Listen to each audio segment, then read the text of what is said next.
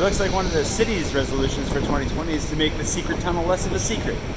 Or maybe just fancy it up for those of us that know about it. No, I think it's going to be less of a secret. Welcome to 2020. I'm talking from a bike, but that's not going to last very long. I'm going to go buy some discounted champagne bottles, because that's what you got to do. You wait until January the 2nd and you buy champagne on the cheap. But we're going to do champagne goal bottles, and talk about all the ones I didn't pop this year.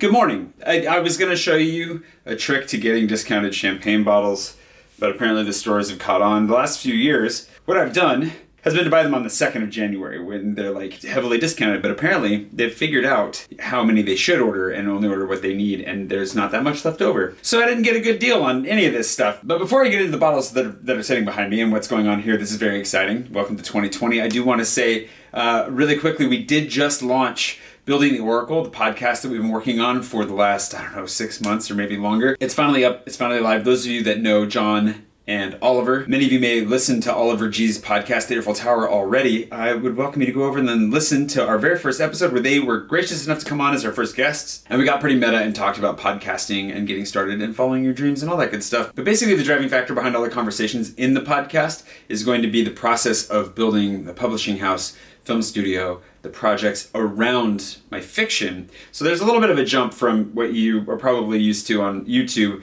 to that, but hopefully it's interesting, and if nothing else, we all have wonderful voices, and we hope that you enjoy listening to them. And yes, I did just compliment my own voice, and no, I will not be apologizing for it. Anyways, what's going on here? For those of you that have been here for a little while, you probably remember that in previous years, what I've done is I've gone and bought at least one nice bottle of champagne and then usually a bunch of cheap bottles of champagne. And on them, I write my goals for the year. Behind me, these 4 are the remaining goal bottles for 2019. I don't actually remember how many I originally had. It might have been 5 or 6. I guess I can go back and look and find that out. But I didn't do very well this year. There is one on here. There is one that I should have popped, but I forgot it was in the list. And that's the game. I just realized I didn't put the microphone on, so I hope the sound sounds great. Many of you will remember, now that I've shaken this up, I'm not going to open it immediately. Shoot. Should have done that. Okay, hold on. We'll prep it, and then I'll open it in a minute. You might remember what happened during the Q&A when I just grabbed the bottle and mindlessly opened it without giving it the second to breathe. I've been off YouTube for a while. Oh, One of my goals for 2019 was to organize and set up the game. I'd already been working on it for a while when we rolled into 2019, but I was launching it, and it was basically a scavenger hunt around Paris to delicious places that I love that are not snobby and really fun. And you could collect stickers, and you could buy stickers, which you can still buy on the store. We made them available on the store because not enough people went and picked them up, and we have hundreds, if not thousands of stickers that are still available. But this was, a learning experience. In successfully launching it, running it, learning, and eventually shutting it down. I definitely should have already popped this bottle. I forgot that I had it. But it's good to take a moment and reflect on the fact that I jumped out and I tried something this last year, that was a little bit ambitious. It was fun. It wasn't exactly what I wanted to be doing. It was more to learn and, propel me towards something I did really want to be doing. And even though I don't get to do that thing yet, maybe I'll get to do it someday. That's why I'm not telling you about it, because maybe we'll still do it, but I don't know. I still had a good time. I made some good friends along the way, and I learned a lot. So yeah, it's a success. As much as a success as it's going to be, the game itself coming to a close, I think that counts. That definitely counts as a success. It's a failure in its own way, because it didn't go really anywhere, but you got to fail to learn. So I'm going to go ahead, I'm going to place this gingerly somewhere. I'm going to put it right by the camera. We'll come back to that in a minute. Now, the things that I definitely did not succeed at this year. I came closer on some than others. Running 600 miles this year. I started out pretty well, but I ended up only making just under 400 miles, and I didn't even go running on the last day when I was going to. Fell off the horse a little bit. I had highs and lows. I had ups and downs. I ran more in some months than others. Some months I really nailed it. I really got to it, and some not so much. My dad has gotten back into it. He's doing really well. He's way ahead of me. Let me put down the other bottles for a second. So what I'm going to do with this one, I'm going to keep it. It's probably going to be terrible by next year. It is a bio. It's what's bio in English?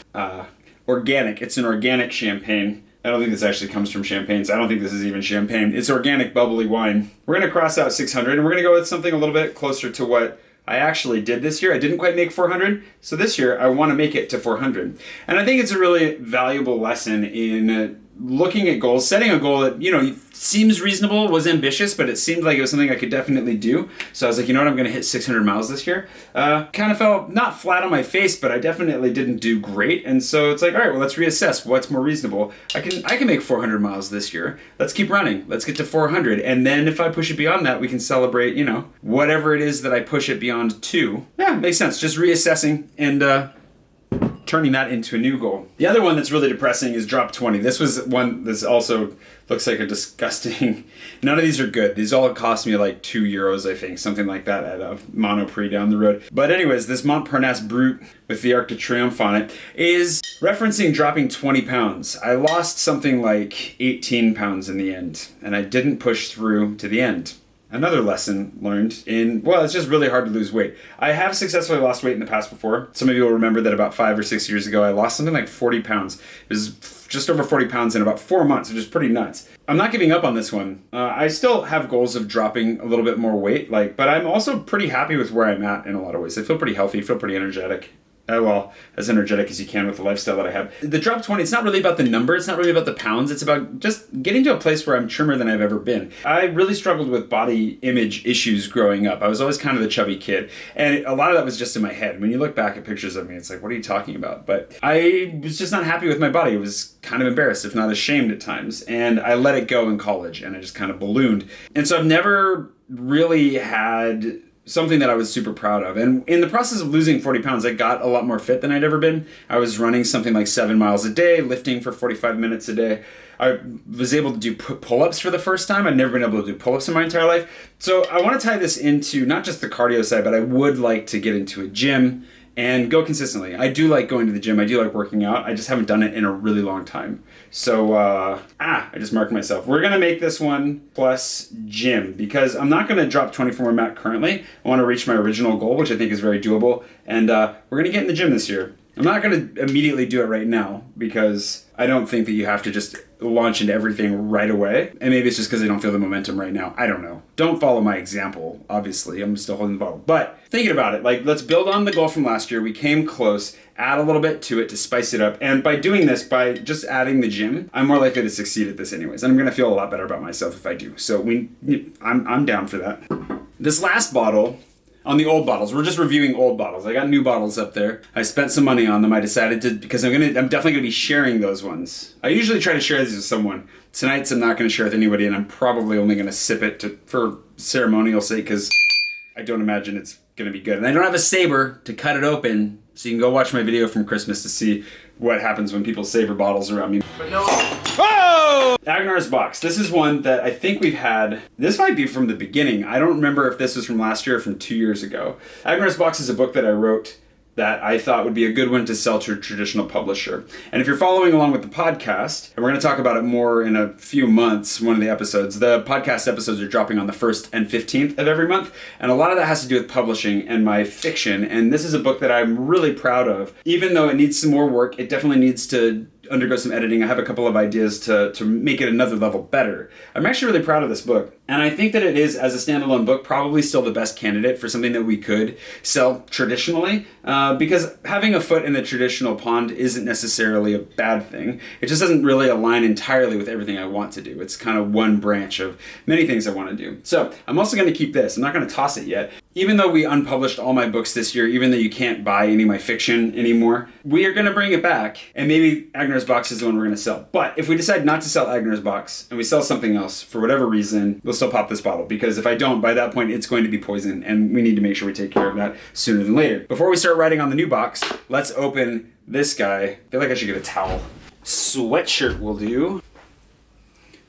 I'm a little nervous, I'm not going to lie. Knock any bubbles from the side here. Make sure this isn't too insane. Oh, geez. I made that was the wrong choice. I ran towards the camera. It's okay, it wasn't much. I didn't really want to get champagne on my sweater. I have another shirt that I'll sacrifice for that. Okay. Cheers to the New Year's. I mean, I don't know if that was an overreaction or not, actually. On second sniff, hold on.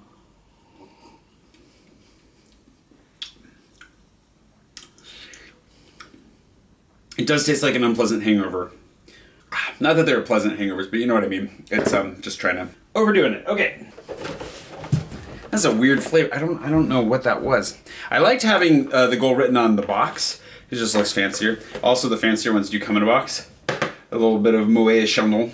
Moet Imperial. For these, before I write on this, hold on, I just want to do this because I can. Hi. Anyways, before I write on these, also I might need a better pen for this. I think the Bic is going to do a better job. Let's try this. There you go. Much nicer marker. One of the things you might have noticed from the goal bottles, because we popped the 50,000 subscriber bottle when I hit 40,000 subscribers, because why not? That one and selling Agnar's box really weren't within my control. Like, there's a certain level of whatever I could do. I could make as many videos as I wanted. Doesn't mean that anybody's going to subscribe to me. I could write a book as well as I could and send it to as many agents as possible. Didn't mean anybody was going to buy it. There's an element that was really out of my hands. The dropping 20 pounds and the running 600 miles, that was clearly within my capacity to finish. I could have kept running. I could have run more. I have my excuses for why I didn't, but you know, the fact of the matter is I fell short of that goal, and that's just my fault. Same with the drop 20. I came really close to my goal, and I actually don't know why I didn't finish it out. It was hard. Just dropping 18 pounds was not fun, but you know, why 2 more pounds? Just 2 more. I don't know how I just plateaued. Mental break. So what I want to make sure I focus on are things that are within my control, but things that have clear and defined ends, and are also things that I'm really committed to doing this year. One of them I'm very committed to doing, and that is one that we've been talking about this whole time, and that is Season 1 of Building the Oracle, right? Season 1 of Building the Oracle. We went from bold to regular font there, sorry. But I want to get through this first season of Building the Oracle with Richard and Zach and all the guests that we have come on. Building the Oracle is going to be dropping, like I said, on the 1st and 15th of every month. And we're doing that for 6 months. That's one season. If we're enjoying it, if we're having a grand time, if we think it's something we want to keep doing, we will keep doing it and come back for a second season and hopefully just keep that ball rolling. So as soon as we finish that episode, I'm not going to wait till we post it live, because that means this is definitely waiting until, the end of June. As soon as we finish recording the last season, it's finalized, we're all good, I'm going to pop this bottle with Richard and Zach and Kate. That's something that's going to happen with this one. The other reason that I want to do it that way is because I want to focus on the team element a little bit more of my life. Many of you know I've been running and gunning by myself for a long time, so I've vlogged every day by myself, I write books by myself, a lot of things I do by myself. I can't do it all on my own anymore. I need help. That's what this podcast is largely about. That's what so much of the team building elements have been about. And that's what so much of the behind the scenes work lately has been about. And I think tying my goals to the success of the team rather than just my individual success, because I already have enough of those bottles lying around, helps to make sure to put that emphasis where it belongs, and I think that that's important. So that's one of them. The other one is also podcast related. So if you're hoping for Jay's going to come back and daily vlog again, that's not going to happen on here. I mean, maybe one of these days I'll daily vlog a little bit again because it's fun, and I do miss it. But I also want to, live past 35 or whatever age is coming up next. So in the meantime, I want to launch a second podcast, The Council.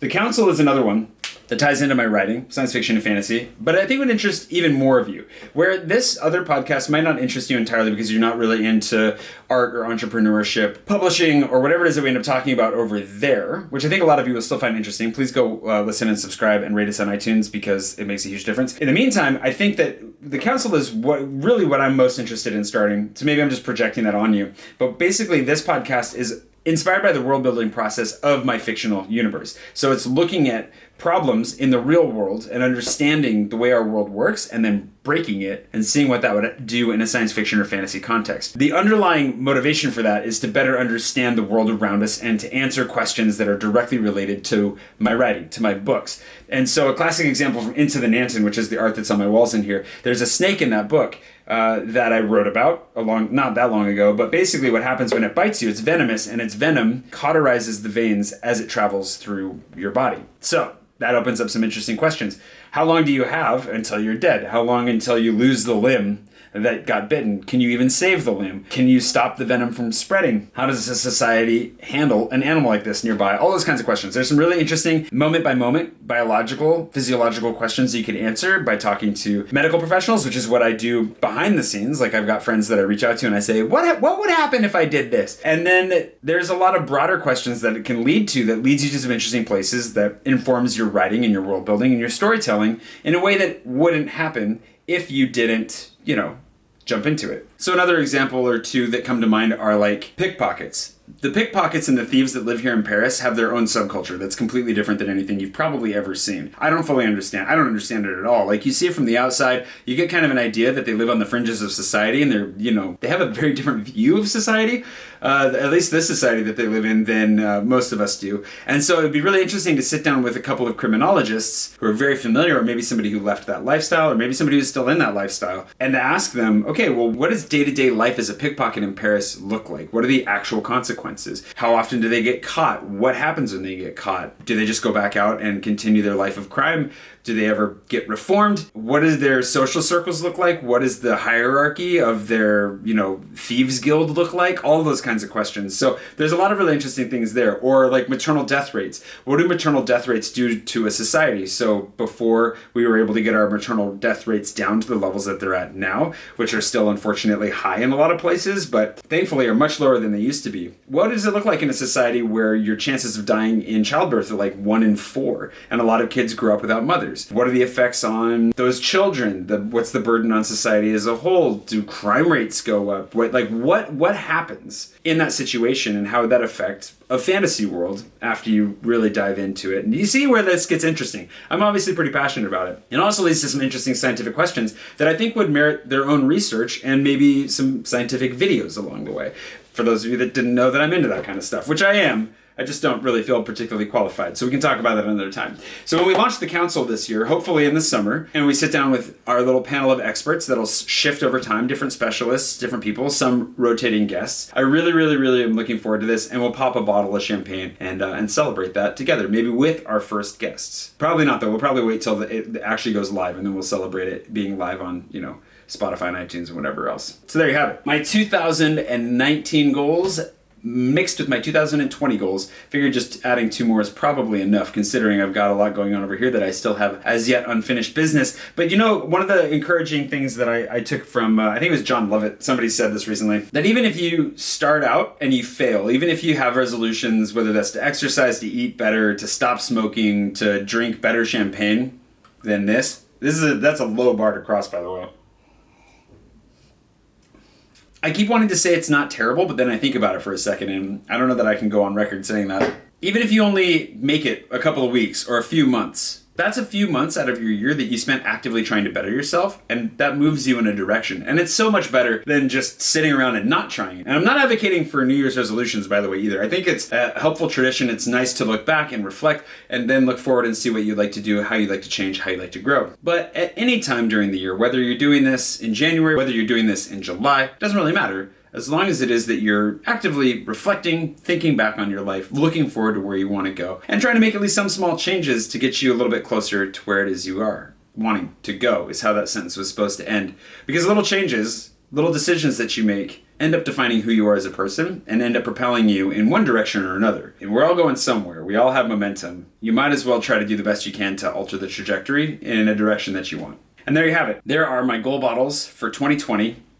Right here in these gold boxes. It's pretty fantastic. I hope you had a wonderful New Year's wherever it is you are, and that you're staying nice and warm, unless you're in Australia, in which case I really hope that you're not too warm. I hope things are going okay down there. I'm really worried about you guys. And I will see you bright and early, I guess next Monday. This is Friday. This was, on Friday. I swapped my French Friday and Monday weekly vlog here just because it made sense with both New Year's and the strike, which is still ongoing. But hopefully you're having a wonderful start to 2020, wherever it is you are. Feel free to let me know what your resolutions are in the comments below. And one last plug, if you haven't gone and looked up Building the Oracle on Spotify, iTunes, Google, wherever it is you listen to your podcasts, please go ahead and do that and give us a listen. And if you enjoy it, please continue. And don't feel pressure. If you don't like podcasts or you really don't want to, you don't have to. That's fine. But maybe you should try. I don't know. It'd be great. Anyways, I will see you guys. I'll see you Monday.